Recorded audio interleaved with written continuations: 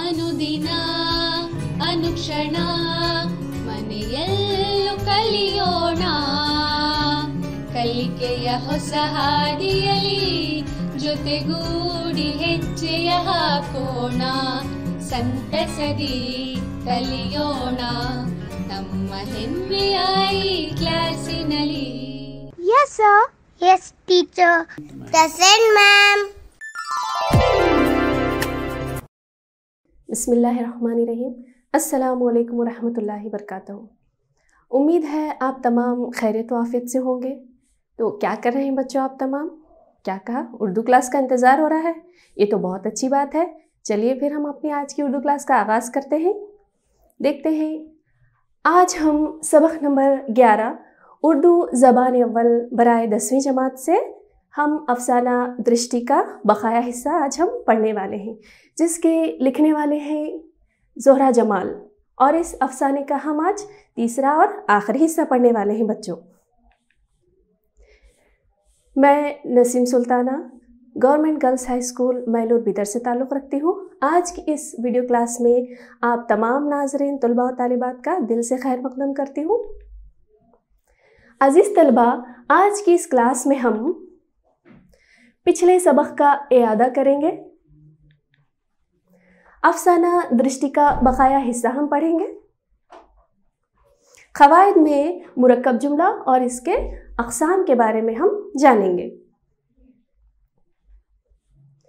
तो सबसे पहले बच्चों हम पिछली क्लास का इआदा करेंगे ताकि आपकी याददाश्त फिर से ताज़ा हो जाए। मंदरज झैल सवालात के जवाबात दीजिए। आपको यहाँ पर कुछ सवालात पूछे जाएंगे जिनके आपको जवाबात देने हैं। देखते हैं पहला सवाल क्या है। विद्याचरण जी की तकरीर का जवाब कौन दिया करता था? बताइए, सोच कर जवाब दीजिए। जवाब इस तरह से है बच्चों, विद्याचरण जी की तकरीर का जवाब मौलाना रजब दिया करते थे। दूसरा सवाल है बच्चों आप लोगों के लिए, ऑपरेशन के बाद विद्याचरण जी तकरीर करने आए तो पुरस्कार क्यों पुरजोश नजर आ रहे थे? देखिए क्या होना चाहिए इसका जवाब। ऑपरेशन के बाद विद्याचरण जी तकरीर करने आए तो उनके पुरस्कारों के दिल सीनों में उछलने लगे। हर दिल में यही जोश था कि बाबरी मस्जिद और राम मंदिर का मसला आज तय हो जाएगा। विद्याचरण जी सहर बयानी से तमाम सुनने वालों को जकड़ लेंगे। ये रहा दूसरा सवाल बच्चों। डॉक्टरों ने किसको आराम की ज़रूरत बताई थी? इसका जवाब कुछ यूं है। डॉक्टरों ने विद्याचरण जी को आराम की ज़रूरत बताई थी। इसी के साथ दूसरा सवाल ये रहा बच्चों, विद्याचरण जी के मुताबिक तारीख़ हमें क्या सिखाती है? सोचिए, सोच कर बताइए। बिल्कुल ठीक, इसका सही जवाब है विद्याचरण जी के मुताबिक तारीख़ हमें आगे बढ़ना सिखाती है, एक काल से दूसरे काल में प्रवेश करना सिखाती है, ज़बानों और इंसानों के मिलन से नई तहजीबों का बनना सिखाती है। तो इसी के साथ आपके लिए एक और सवाल है बच्चों यहाँ पर, दर्ज झैल जुमलों को मतन के हवाले से तशरीह कीजिए। देखिए सवाल क्या है, धर्मों का पालन करने वालों, आज ये माँ इतने बड़े संकट में है जहाँ कोई भी सच्चा मार्गदर्शक नहीं रहा। इसकी तशरीह किस तरह से करेंगे? सोचकर जवाब दीजिए। देखिए क्या होनी चाहिए इसकी तशरीह। ये जुमला ज़ोहरा जमाल का अफसाना दृष्टि से लिया गया है। इस जुमले को विद्याचरण जी ने पार्टी के जलसे में मजमा से इस वक्त कहा जब वो हारों से लदे भदे माइक पर आए और उनके मुंह से मोहब्बत भरे बोल निकल रहे थे, क्योंकि उनकी आंखों के ऑपरेशन के बाद उनकी दृष्टि बदल गई थी। अच्छा तो बच्चों, अब हम अफसाने के अगले हिस्से की तरफ बढ़ने से पहले नए अल्फाज के माने जानेंगे ताकि आपको सबक के दौरान कोई मुश्किल या कोई तकलीफ़ ना पेश आए। तो नए अल्फाज के माने देख लेते हैं क्या हैं। सबसे पहला लफ्ज़ है सर्वनाश। बच्चों सर्वनाश एक हिंदी लफ्ज़ है तो जिसके माने हैं तबाही के। पालन, पालन के माने हैं हुक्म मानना। देखते हैं तीसरा लफ्ज़ क्या है। उपदेश, उपदेश के माने हैं नसीहत। हलाकत। हलाकत के माने हैं तबाही, बर्बादी या मौत। इसके बाद है त्याग। त्याग भी एक हिंदी लफ्ज़ है बच्चों, चूँकि इस अफसाने में कई हिंदी अल्फाज का इस्तेमाल हुआ है तो उनके माने भी जानना आपके लिए ज़रूरी है। तो त्याग के माने हैं छोड़ना। तपस्या। तपस्या के माने हैं मशक्क़त की इबादत या सख्त रियाजत। अहिंसा। अहिंसा के माने हैं बचाव, अदम तशद्दुद या सलामती। महात्मा। महात्मा के माने हैं नेक आदमी। सुरूर। सुरूर के माने हैं खुशी या खुमार। तो इसी के साथ बच्चों यहाँ पर अल्फाज के माने ख़त्म होते हैं। हमने पिछले दोनों सबकों में, पिछले दोनों हिस्सों में पढ़ा था कि विद्याचरण जी की आंखों की बीनाई चली गई थी, उनकी आंखों का कामयाब ऑपरेशन हो गया। होने के बाद वो जलसे में तकरीर करने के लिए आ गए थे और उनकी ज़बान से बिल्कुल मोहब्बत भरे बोल निकल रहे थे। तमाम मजमा हैरान था कि किस तरह से उनका नज़रिया बदल गया। तो इसी के साथ हम सबक का अगला हिस्सा आप शुरू करते हैं बच्चों। आप तमाम लोग अपनी दरसी किताब में बगौर देखें। देखिए, दुनिया एक कुंभा तो बन ही चुकी है, कहीं भी सुई गिरती है तो सारी दुनिया आवाज़ सुनती है। हमने अपने करीबी इलाकों में रॉकेट और मिसाइलों की जंगें देख लीं।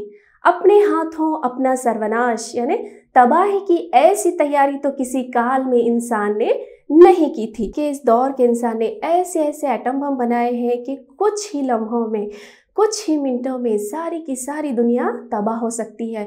हमने इतनी तबाही की तैयारी आज के दौर में कर ली है, लेकिन इस तरह की कोई तैयारी गुजरे हुए कल के इंसानों ने ऐसी कोई तैयारी, ऐसी तबाही का कोई साजो सामान तैयार नहीं किया था जितनी कि आज के दौर के इंसानों ने तबाही का साजो सामान तैयार कर लिया है।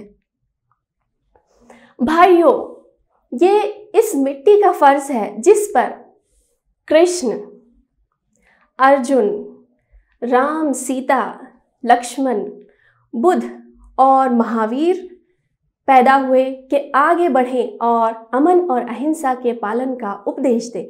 तो यहाँ पर विद्याचरण जी नसीहत कर रहे हैं, कह रहे हैं कि ये ऐसी सरजमीन है जहाँ पर कृष्ण, अर्जुन, राम, सीता, लक्ष्मण, बुद्ध और महावीर जैसे महान लोग पैदा हुए कि जिंदगी में आगे बढ़ें और अमन और अहिंसा का पालन करने का उपदेश दें। तो हमें भी क्या है, अमन और अहिंसा का पालन करना है।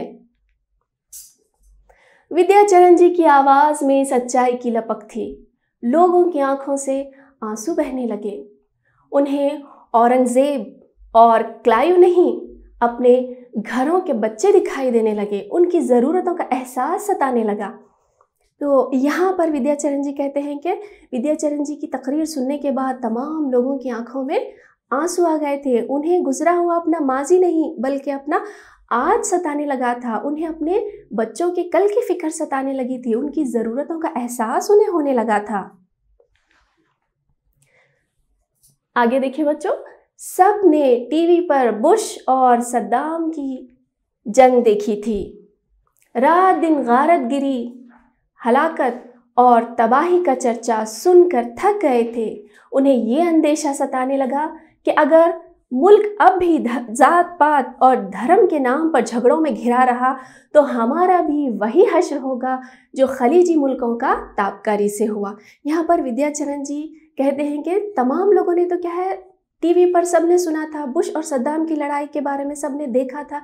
ये तमाम चीज़ें सुन सुनकर सभी लोग क्या है, थक गए थे कि किस तरह से गाँव के गाँव उस जंग में बर्बाद हो गए, किस तरह से इंसानों की जानें गईं। तो आज फिर से क्या है, लोगों को विद्याचरण जी की तकरीर सुनने के बाद ये अंदेशा सताने लगा था कि अगर हमारे मुल्क में भी अब भी धर्म और ज़ात पात के नाम पर झगड़े होते रहे तो हमारा भी वही हश्र होगा जो खलीजी मुल्कों का ताबकारी यानी बमबारी की वजह से हुआ।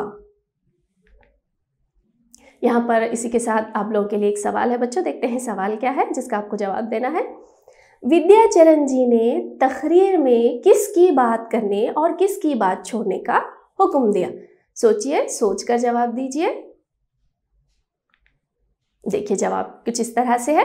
विद्याचरण जी की आंखों के ऑपरेशन के बाद नज़रिया बदल गया था।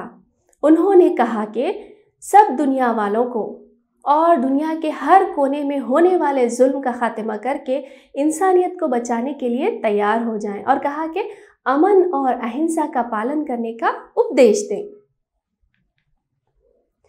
दूसरा सवाल है बच्चों आपके लिए, यहाँ पर देखिए, मुल्क में अब भी धर्म के नाम पर झगड़ा होता रहे तो क्या होगा? बताइए, सोचकर जवाब दीजिए। अहम सवाल है आपके लिए। जवाब इस तरह से बच्चों देखिए, विद्याचरण जी की तकरीर के दौरान लोगों को ये अंदेशा सताने लगा कि अगर मुल्क में अब भी जात पात और धर्म के नाम पर झगड़ा होता रहा तो हमारा भी वही हश्र होगा जो खलीजी मुल्कों का ताबकारी से हुआ, और हमारी माशी जड़ें, हमारी माशी हालत बुरी हो जाएगी। बढ़ते हैं सबक के अगले हिस्से की तरफ बच्चों, गौर से देखिए आप तमाम। हमारी माशी जड़ें जो पहले ही से हिल गई हैं उखड़ भी सकती हैं। विद्याचरण जी सच कहते हैं, भाइयों अब बातों का समय नहीं, अब काम का समय है। उठो और देश को नजात दिलाने में जुट जाओ। अपनी जन्मभूमि को नफरत से, वहशत से, बेईमानी और लालच से नजात दिलाओ। सारे बिछड़ों को मिलाओ। राम और भरत की तरह तब राम राज्य आ जाएगा। तो यहाँ पर विद्याचरण जी अपनी तकरीर में कहते हैं कि हमारी माशी जड़ें जो कि पहले से ही हिल गई हैं, इतनी कमज़ोर हो गई है हमारी माशी हालत के हमारी माशी जड़ें उखड़ भी सकती हैं। भाइयों, विद्याचरण जी और आगे कहते हैं कि अब बातें करने का वक्त नहीं है, बातें करने का वक्त तो जा चुका है। अब हमें अपने देश को नजात दिलाना है। किन चीज़ों से नजात दिलाना है? नफ़रत से, वहशत से, बेईमानी से और लालच से। इन तमाम बुराइयों से हमें क्या है, अपने वतन को बचाना है। आगे देखिए बच्चों, राम ने तमाम उम्र त्याग और तपस्या में गुजार दी। तुम भी त्याग के लिए उठ खड़े हो। लालच और खुदगर्जी को त्याग कर ही इस महान प्राचीन देश की इज्जत बचाई जा सकती है। सच्चाई का बोल बाला करो। अहिंसा का प्रकाश यानी रोशनी ऐसा फैलाओ कि तमाम दुनिया हिंसा यानी तशद्दुद और नफरत से बेजार होकर सलामती पाए।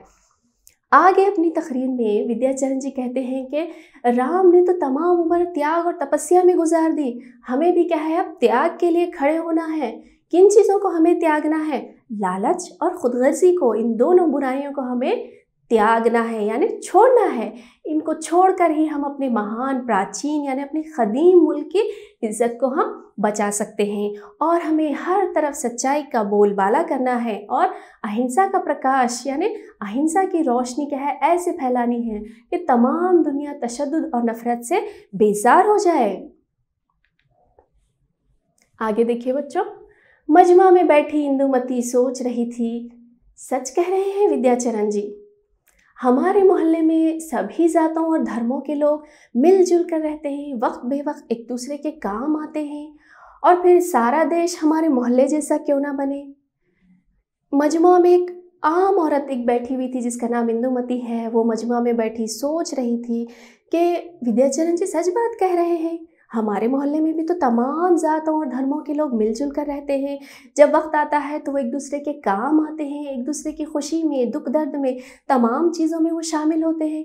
तो फिर सारा मुल्क क्यों ना हमारे मोहल्ले जैसा बन जाए, कितना ही अच्छा हो अगर ऐसा हो। आगे देखिए, मौलाना रजब को जब ये खबर मिली कि विद्याचरण जी एकता अहिंसा की बात कर रहे हैं तो वो भी सूफियों और वलियों की बात करने लगे। खुदा एक है, हम उसके बंदे एक हैं, सदियों से मिलजुल कर रहना हमारी रिवायत है, और फिर हम जाएंगे भी तो कहाँ, अपनों से भागकर। हमें एक होकर खून खराबे की सियासत और बेईमानी को मिटाना है। तो जैसे ही ये खबर मौलाना रजब तक पहुंचती है कि विद्याचरण जी कोई जहरीली बात नहीं कह रहे हैं, तो वो भी अपनी तकरीर में कहते हैं, वो भी अपनी तकरीर में सूफियों और वलियों की बातें करने लगे और कहने लगे कि खुदा एक है और हम इसके बंदे भी एक हैं, और हम तमाम लोग इस मुल्क में सदियों से मिलजुल कर एक साथ रह रहे हैं, और हम अपनों से भागकर कहाँ जाएंगे। एक दूसरे के साथ मिलजुल कर रहना ही हमारी रिवायत है, एक दूसरे के काम आना ही हमारी रिवायत है। हमें एक होकर, एकजुट होकर इस खून खराबे की सियासत को और इस बेईमानी को मिटाना है, खत्म कर देना है। आगे देखिए बच्चों, मौलाना रजब के मुरीद सोच रहे थे कि मौलाना हक बात कर रहे हैं। प्रेस के नुमाइंदे, CID के हल्के हैरान थे कि क्या नोट करें, और विद्याचरण जी तो महात्मा बन गए हैं। अब तमाम मजमुआ जमा था विद्याचरण जी की तकरीर सुनने के लिए, और मौलाना रजब के मुरीद सोच रहे थे कि मौलाना भी बिल्कुल सच बात कह रहे हैं। प्रेस के नुमाइंदे और CID के हल्के तमाम के तमाम हैरान थे कि कौन सी बात नोट करें और कौन सी बात छोड़ दें, क्योंकि विद्याचरण जी तो महात्मा बन गए थे। आगे देखिए बच्चों सबक, आसमानों की बुलंदी पर भरत नारायण जी की रूह अपनी आँखों की कामयाबी पर मुस्कुरा रही थी। विद्याचरण जी उनकी दृष्टि यानी बसारत अपना चुके थे। अब वो भारतवासियों को एक नज़र से देखने लगे थे। सच्चाई के सुरूर में सुनने वाले भी बेखुद हो गए और इसी दृष्टि में डूब गए। तो आसमानों की बुलंदी पर भरत नारायण जी की रूह अपनी आँखों के कामयाब ऑपरेशन पर वो मुस्कुरा रही थी, क्योंकि एक कट्टर बुनियाद पर सियासतदान का नज़रिया बिल्कुल ही बदल गया था। अब वो तमाम भारतवासियों को एक नज़र से देखने लगे थे। इसी सच्चाई के सुरूर में तमाम सुनने वाले डूब गए। देखते हैं, मतन के हवाले से तशरीह कीजिए। तो ये रहा आपका जुमला। फिर सारा देश हमारे मोहल्ले जैसा क्यों ना बने। किस तरह से करेंगे इसकी तशरीह, सोच कर जवाब दीजिए। देखिए इसका सही जवाब, ये जुमला ज़ोहरा जमाल का अफसाना दृष्टि से लिया गया है। ये जुमला मजमा में बैठी इंदुमती ने विद्याचरण जी का भाषण सुनने के बाद उनकी बातों से मुतासिर होकर सोचा कि हमारे मोहल्ले में सभी धर्मों के लोग मिलजुल कर रहते हैं और एक दूसरे के काम आते हैं, फिर सारा देश हमारे मोहल्ले जैसा क्यों ना बने। देखते हैं यहाँ पर दूसरा सवाल आपके लिए है। विद्याचरण जी के अहिंसा की बात करने पर मौलाना रजब ने क्या कहा। इसका सही जवाब क्या होना चाहिए, सोचकर बताइए, सोच के जवाब दीजिए बच्चों। देखिए इसका सही जवाब क्या है। विद्याचरण जी के अहिंसा की बात करने पर मौलाना रजब ने कहा कि खुदा एक है, हम उसके बंदे भी एक हैं। सदियों से मिलजुल कर रहना हमारी रिवायत है और हमें एक होकर खून खराबे की सियासत और बेईमानी को मिटाना है। यहाँ पर दूसरा सवाल है बच्चों, भरत नारायण जी की रूह क्यों मुस्कुरा रही थी। बताइए, सोचकर जवाब दीजिए, क्यों मुस्कुरा रही थी। देखिए जवाब इसका इस तरह से, आसमानों की बुलंदी पर भरत नारायण जी की रूह अपनी आंखों की कामयाबी पर मुस्कुरा रही थी। विद्याचरण जी उनकी दृष्टि यानी बसारत अपना चुके थे। अब वो तमाम सब भारतवासियों को एक नज़र से देखने लगे थे। यहाँ पर आपके लिए एक सरगर्मी है बच्चों, जिसे आपको हल करना है। देखिए क्या है, गैर मुतालिक लफ्ज़ की निशानदही कीजिए। तो ये रहा सबसे पहला, भरत नारायण जी, विद्याचरण जी, मौलाना रजब, ज़ोहरा जमाल। तो सोच कर बताइए बच्चों, इसमें से गैर मुतालिक लफ्ज़ कौन सा होना चाहिए। सोचिए, सोच कर जवाब दीजिए। बिल्कुल ठीक, इसका सही जवाब है ज़ोहरा जमाल। भाई ज़ोहरा जमाल क्यों। देखिए दूसरा सवाल, शोले, चिंगारी, फैलती, सुलगती। तो इन चारों अल्फाज में से कौन सा लफ्ज़ अलहदा करेंगे, बताइए। बिल्कुल ठीक, फैलती। खंडर, टूटा हुआ मकान, वीराना, महल, इसमें से कौन सा लफ्ज़ अलहदा करेंगे। बिल्कुल ठीक, इसमें से लफ्ज़ महल को हम अलग करेंगे। तुर्की ब तुर्की जवाब देना, एक आंख से देखना, रास्ता बताने वाला, भस्म कर देना। इसमें यहाँ पर बच्चों आप कौन सा लफ्ज़ अलहदा करेंगे। सोचिए, सोच कर जवाब दीजिए। आपके लिए यहाँ पर कुछ लम्हों का वक्त है। बिल्कुल ठीक, इसका सही जवाब है रास्ता बताने वाला। तो इसी के साथ बच्चों हम यहाँ पर कवायद भी पढ़ेंगे। तो अब हम यहाँ पर कवायद के ताल्लुक से पढ़ेंगे बच्चों, देखते हैं क्या है। जुमला, हम यहाँ पर जुमले का मफ़हूम व माने जानेंगे। देखते हैं, अल्फाज का ऐसा मजमुआ जिससे पूरी तरह बात समझ में आ जाए जुमला कहलाता है। सूरत के एतबार से जुमले की किस्में। बच्चों, सूरत के एतबार से जुमले की दो किस्में हैं। देखते हैं, सबसे पहला है मुफरद जुमला और दूसरा है मुरक्कब जुमला।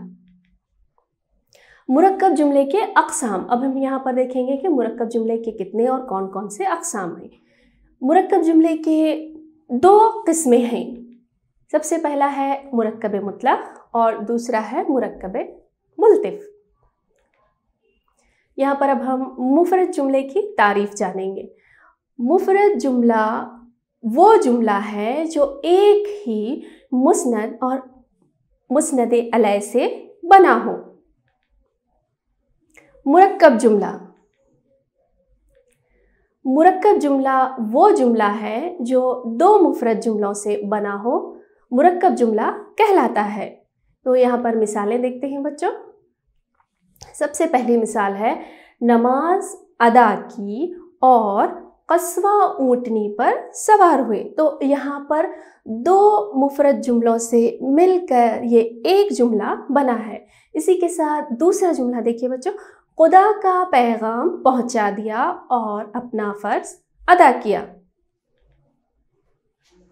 मुरक्कब मुतलक़ जुमला वो मुरक्कब जुमला जिसके दोनों जुमले माने के लिहाज से मुकम्मिल और मसावी हो। उनको अलहदा करके पढ़ने से उनके माने व मफ़हूम पर कोई फ़र्क नहीं पड़ता हो, अलबत्ता दोनों हुर्फ़ अतफ़ से जुड़े हुए हों। मिसालें देखते हैं।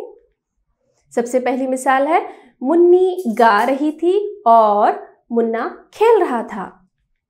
जो लफ्ज़ और है ये हुर्फ़ अत्फ़ है, हुर्फ़ अत्फ़ से यहाँ इन दोनों जुमलों को जोड़ा गया है। दूसरी मिसाल देखते हैं, घंटी बज रही थी और बच्चे स्कूल की जानिब दौड़ रहे थे। मुरक्कब मुतलक़ की चार किस्में हैं। विस्ली, दूसरा है तरदीदी, तीसरा है इस्तदराकी, चौथा है सबबी। विस्ली जुमले की तारीफ़ कुछ इस तरह से है बच्चों, वो मुरक्कब जुमला जिसके दोनों जुमले हुर्फ़ अतफ़ से जुड़े होते हैं मगर जुमले के दोनों अज्जा एक दूसरे से ताल्लुक़ रखते हैं, विस्ली जुमला कहलाता है। तो मिसालें देखिए। सबसे पहली मिसाल है, शाहिद ने टिकट ख़रीदा और बस में सवार हुआ। तो यहाँ पर ये जो लफ्ज़ और है हुर्फ़ अतफ़ से इन दोनों ही जुमलों को जोड़ा गया है और जुमले के दोनों ही जुज़ एक दूसरे से ताल्लुक़ रखते हैं। दूसरी मिसाल है, प्रिंसिपल ने सारी ज़िंदगी तारीख़ पढ़ी और पढ़ाई थी। उसके बाद है बच्चों तरदीदी। तरदीदी जुमले की तारीफ़ कुछ यूँ है, वो मुरक्कब जुमला जिसमें एक जुज़ दूसरे जुज़ की ज़िद हो और दरमियान में हुर्फ़ तरदीद यानी वरना का इस्तेमाल किया जाए तो वो तरदीदी जुमला कहलाता है। मिसालें देखिए। भरत नारायण जी की दृष्टि का कमाल था, वरना विद्याचरण जी अंधे ही रह जाते। दूसरी मिसाल है, समझकर पढ़ा करो वरना तुम फेल हो जाओगे। इसके बाद है इस्तदराकी। तो इस्तदराकी जुमले की तारीफ़ कुछ यूँ है कि ऐसा मुरक्कब जुमला जिसके दो हिस्से हों और माने के एतबार से दूसरा हिस्सा पहले हिस्से के ख़िलाफ़ हो या उसे महदूद करे या फिर उसकी तौसी करे। तो मिसालें देखते हैं क्या हैं। सबसे पहली मिसाल है, ये इमारत ख़दीम ही नहीं बल्कि मजबूत भी है। दूसरी मिसाल है, वो किताबी कीड़ा था मगर हर सवाल का जवाब देना उसके बस की बात नहीं थी। इसके बाद है सबबी। सबबी की तारीफ कुछ यूं है, ऐसा मुरक्कब जुमला जिसके दूसरे हिस्से में सबब, वजह और नतीजे का जिक्र हो, तो उसे हम सबबी जुमला कहेंगे। उसकी मिसालें हैं, इसकी बात तो ठीक है मगर रवैया गलत है। दूसरी मिसाल है, वो कहने का अंदाज अच्छा है मगर आवाज़ भोंडी है। इसके बाद है बच्चों मुरक्कब मुल्तिफ। तो मुरक्कब मुल्तिफ की तारीफ हम देखेंगे। वो मुरक्कब जुमला जिसका एक जुज़ असली और दूसरा जुज़ उसके ताबे होता है, जब तक के ताबे जुमला नहीं पढ़ा जाता असली जुमले का मतलब वाज़ेह नहीं होता, तो उसको हम जुमला मुल्तिफ कहते हैं या जुमला मुल्तिफ कहलाता है। तो मिसालें देखिए बच्चों, इसकी मिसालें इस तरह से हैं, जो लतीफ़ा आपने सुनाया वो गालिब का था। दूसरी मिसाल है, जो ज़ाफ़रान आपने ख़रीदा था वो कश्मीरी था। इसी के साथ आपके लिए यहाँ पर सरगर्मी है बच्चों। देखते हैं पहला सवाल आपके लिए क्या है। मुरक्कब मुतलक़ की क़िस्में हैं। तो आपके ऑप्शंस इस तरह से हैं, देखिए। ए 1, बी 2, सी 3, डी 4। तो क्या होना चाहिए इसका सही जवाब? सोचिए, सोच कर बताइए। बिल्कुल दुरुस्त, इसका सही जवाब है डी 4। ये रहा दूसरा सवाल।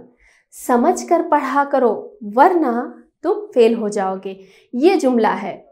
ऑप्शंस आपके इस तरह से हैं। पहला है ए सबबी, बी विस्ली,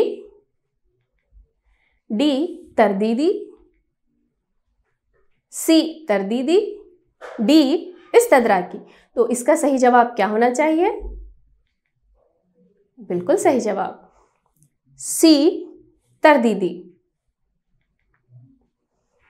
तीसरा सवाल आपके लिए रहा बच्चों। शाहिद ने टिकट खरीदा और बस में सवार हुआ। ये जुमले की मिसाल है। कौन से जुमले की मिसाल है बताइए? ए पेचीदा, बी मुफरद, सी सबबी, डी विस्ली। तो इसका सही जवाब क्या होना चाहिए? बिल्कुल ठीक, इसका सही जवाब है डी विस्ली। तो बच्चों इसी के साथ यहाँ पर आपके लिए घर का काम भी है जो आपको करना है। देखते हैं पहला सवाल। इस अफसाने में मौजूदा दौर की किन किन खामियों की जानिब इशारा किया गया है? दूसरा सवाल है, मुरक्कब मुतलक़ की तारीफ़ लिखिए और उसकी कितनी क़िस्में हैं, मैं मिसाल लिखिए और अपने मोहतरम उर्दू मौलिम या मौलिमा को अरसाल कीजिए। अच्छा तो प्यारे बच्चों, आज की ये नशिस्त यहीं पर बर्खास्त की जाती है। आज आपने जो कुछ भी सीखा है या पढ़ा है, आपको इम्तिहान में इसके ताल्लुक़ से सवालात पूछे जा सकते हैं, इसलिए तमाम सवालात व जवाबात, जुमलों की वजाहत और क़वाइद को अच्छी तरह से पढ़ लें और उसको ज़हन नशीन कर लें और अपनी उर्दू मौलिमा नसीम सुल्ताना को दें इजाज़त। अल्लाह हाफ़िज़। अनुदिना अनुक्षण ಮನೆಯಲ್ಲೂ ಕಲಿಯೋಣ, ಕಲಿಕೆಯ ಹೊಸ ಹಾದಿಯಲ್ಲಿ ಜೊತೆಗೂಡಿ ಹೆಜ್ಜೆಯ ಹಾಕೋಣ.